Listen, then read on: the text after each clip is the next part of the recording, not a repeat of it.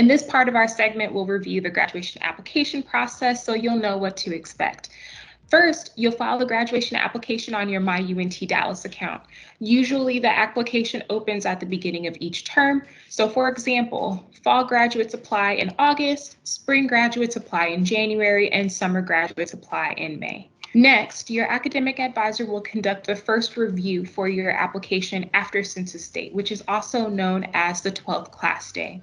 The academic advisor review process is manual, so allow your advisor at least a couple weeks to conduct a review before following up on your application status. Be sure to monitor your UNT Dallas email. So you will receive an automated email from the registrar's office stating if your application is approved or incomplete.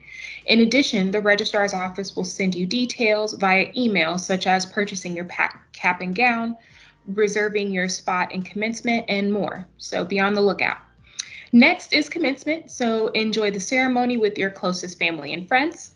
And then once commencement is complete, the registrar's office will conduct the final review for your graduation application and will confer degrees.